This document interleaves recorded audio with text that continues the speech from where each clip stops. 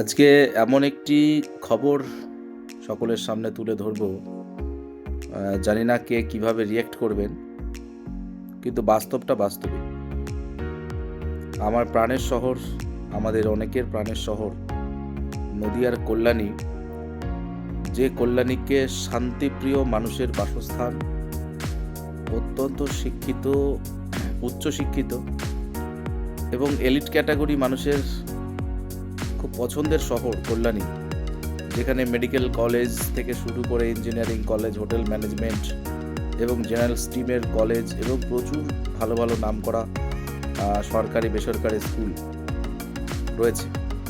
অর্থাৎ শিক্ষা এবং স্বাস্থ্য ক্ষেত্রে অত্যন্ত পরিচিত জায়গা এবং বাসস্থানের ক্ষেত্রে অত্যন্ত শান্তিপূর্ণ জায়গা কল্যাণী। এবং সেই শান্তি প্রিয়তার কারণে আমিও সেখানে একটা ফ্ল্যাট কিনেছি। কিন্তু সেই কল্যাণী আজকে সারা পশ্চিমবঙ্গে খবরের শীর্ষবিন্দুতে, কারণ কল্যাণীর একদম প্রাণকেন্দ্রের পাশে রথতলা, যেখানে বিখ্যাত দুর্গাপুজো হয়।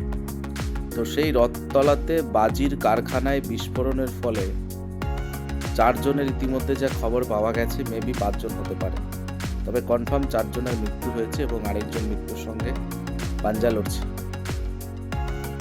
অনেকের কাছে একটা সাধারণ ঘটনা মনে হতে পারে, কারণ এর আগে ভেরি রিসেন্টলি বহু জায়গাতে এরকম বাজির কারখানায় বিস্ফোরণ হয়েছে এবং শ্রমিকরা মারা গেছে।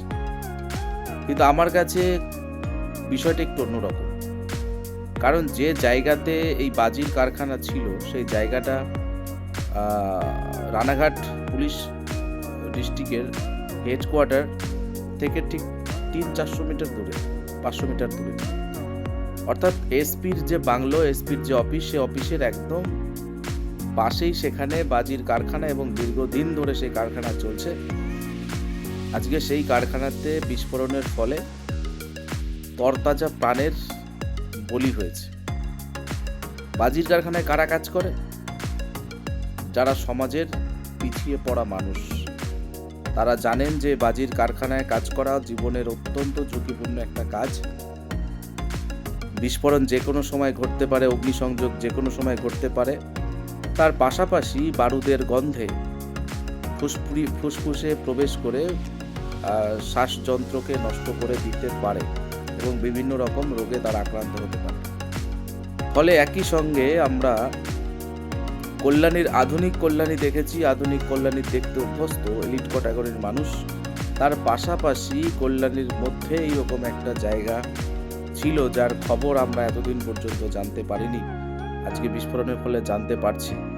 কিন্তু আমার প্রশ্ন, আপাত দৃষ্টিতে এটা একটা দুর্ঘটনা মনে হচ্ছে বা মনে করছেন কেউ কেউ, কিন্তু যে মানুষগুলির প্রাণ গেল, সেই মানুষগুলির প্রাণের দায় কে নেবে? কিছু টাকা, কিছু সরকারি ভর্তুকি? একবার ভাবুন তো, যে আপনার বাড়ির পরিবারের মানুষের হাতে কোনো কাজ নেই, দিনের শেষে 300-400 টাকা ইনকাম করার জন্যে মানুষকে এতটা ঝুঁকিপূর্ণ কাজ করতে হচ্ছে। আমার প্রশ্ন, কেন? যদি রাজ্যে আমাদের এত রকম কর্মসংস্থানের ব্যবস্থা, এত বিশ্ব বাণিজ্য মেলা প্রতি বছর কোটি কোটি টাকা খরচা করে এত কর্মসংস্থানের বিজ্ঞাপন, এত মুখ্যমন্ত্রীর বিজ্ঞাপন, এত ডেভেলপমেন্ট, এত উন্নয়নের বাংলায়, কেন বাজির কারখানায় মানুষে কাজ করতে চায়?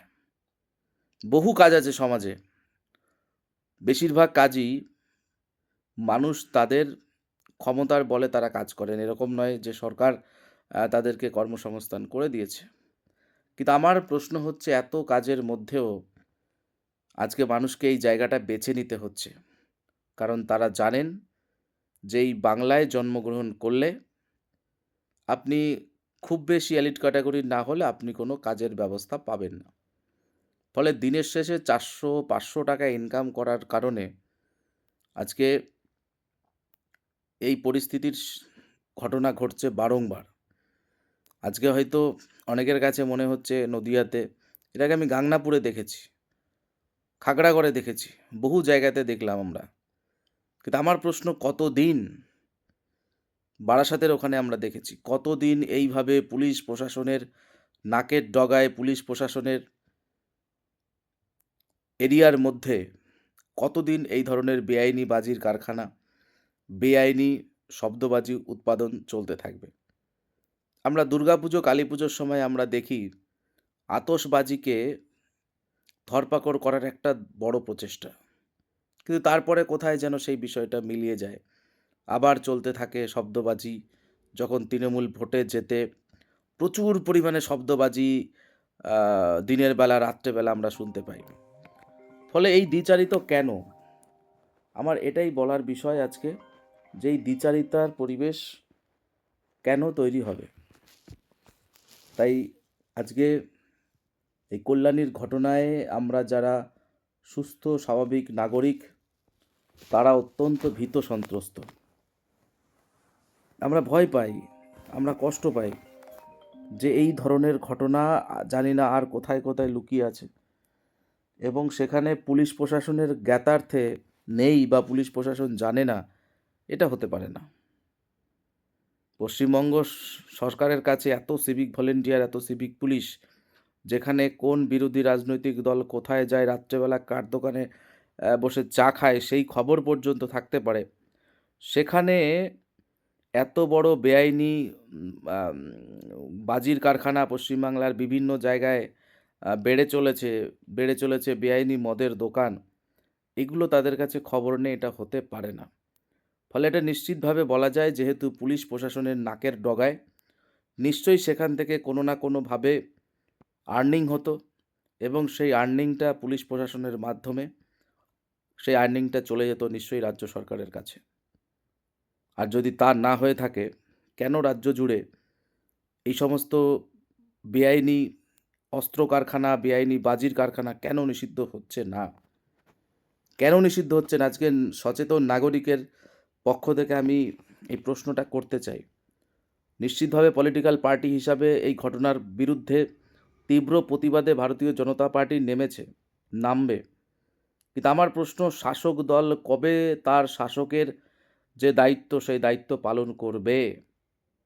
আজকে এইটুকু আমার বলার বিষয়বস্তু ছিল। আশা করি আপনারাও এই ঘটনায় তীব্র প্রতিবাদ জানাবেন এবং যে সরকারের কোনো রকম কোনো ন্যায় নীতি নেই তার পাশাপাশি এই রকম বেআইনি কাজের সঙ্গে যুক্ত থাকা বিভিন্ন কারখানাগুলোকে তারা চিহ্নিতকরণ করে তারা ব্যান করছে না, সেই সরকারকে আগামী দিন আপনাদের সকলকে সিদ্ধান্ত নিতে হবে যে সেই সরকারের পরিবর্তন করাটা কতটা দরকারি। না হলে আপনার এলাকায়, আপনার বাড়ির পাশে আপনিও জানেন না যে সেখানে গোপনে অস্ত্র কারখানা তৈরি হচ্ছে, নাকি সেখানে চোলাই মদ তৈরি হচ্ছে, নাকি সেখানে এইরকম বেআইনি মানে বাজির ব্যবসা চলছে বা বেআইনি বাজির উৎপাদন চলছে। একজন নিরপরাধ মানুষ যারা হয়তো এর সঙ্গে যুক্ত নয়, তারাও বিস্ফোরণের কারণে তার পাশের বাড়ি ক্ষতিগ্রস্ত হতে পারে, মারা যেতে পারেন। ফলে এই ঘটনা থেকে আমাদের শিক্ষা নিতে হবে। আর কবে আমরা জাগব? সকলে আসুন আমরা জাগি। সকলের আরেকবার সুস্থতা কামনা করি এবং যে সমস্ত মানুষ মারা গেছেন তাদের সকলের পরিবারের প্রতি সমবেদনা রইল। আশা করি সরকার যথেষ্ট পরিমাণ অ্যাকশান নেবে। আর যদি অ্যাকশান না নেয়, আমরা প্রধান বিরোধী দল হিসাবে আমরা রাস্তায় নামতে প্রস্তুত। ধন্যবাদ।